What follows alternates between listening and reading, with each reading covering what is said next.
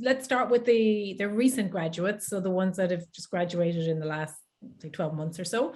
Maybe you're still looking for a job, or maybe you've got a job, but it's not your ideal job. It's not your career job. It's just something that you're using to fill in a bit of time. First thing I would say, not to panic too much, because I know there's a lot of focus in university in the final year on the graduate milk round. And sometimes you would be forgiven for thinking that if you don't get a job in the graduate milk round, then there are no jobs left, which is totally not true. We would estimate that about 70% of jobs don't get advertised at all. So it's about talking to people maybe who are working in areas that you're interested in. And this goes for the graduates maybe who've been out a few years as well and are now have maybe done their first job and now they're looking to make a move to the next job. Speak to people who are working in the area in which you think you would like to work, because sometimes you have a view about, oh, I want to work in a particular area, I want to do a particular job. And then when you actually get in to do that job, it's not actually what you thought it was at all. So it's good to speak to people who are working in the area, because what you'll do then is you'll pick up contacts of people working in that particular industry or in that particular role that you will be then able to use when they hear of jobs that don't get advertised, and ask for their advice. Ask for other people that you think that you could speak to that they may know. Ask them what's happening in the industry. Ask them what it's like working in the industry. That will all really help to generate some interest in you and help your profile, I suppose, in terms of building up to get a job. So two things about interview questions. So just very briefly, the questions that you will be asked by the interviewer. We would estimate that about 90% of questions that you're asked in an interview are completely predictable. And you can find out what those questions are by just taking a good look at the job description, because what's in the job description is what they're going to ask you in the interview to prove that you have all those things. When it comes to what you can ask them at the end of the interview, where they say, and do you have any questions for us? A couple of tips. Firstly, don't ask any questions that you can get the answers to them just by Googling. We had somebody tell us once that a candidate asked them, well, who are your main competitors? Which is like a terrible question to ask in an interview, because it shows you haven't done your research.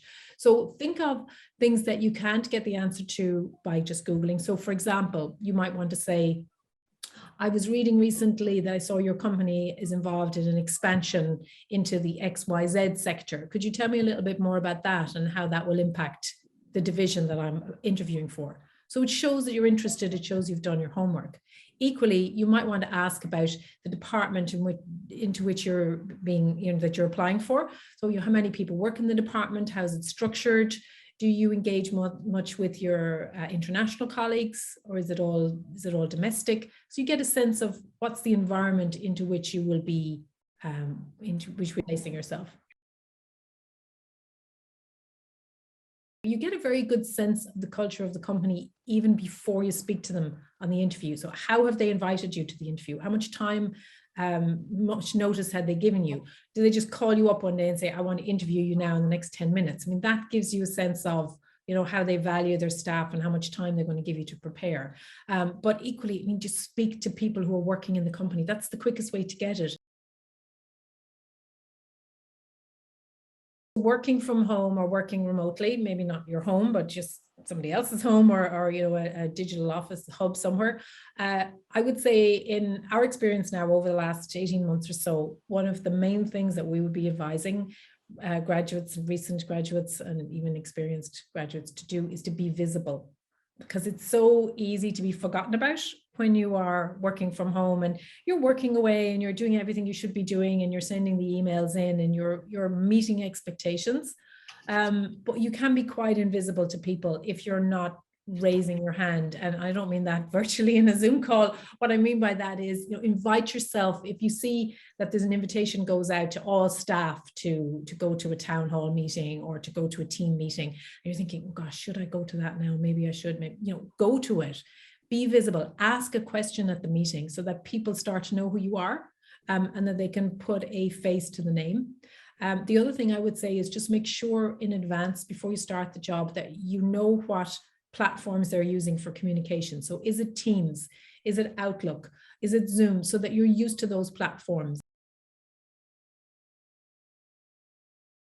There is one technique which is so simple, but is so effective, and it is to carry a notebook. Sounds basic, right? But when you are going to meetings and you have a notebook and a pen, you look engaged, you look like you're on top of things, you look like you're interested. Ask questions and be a can-do person.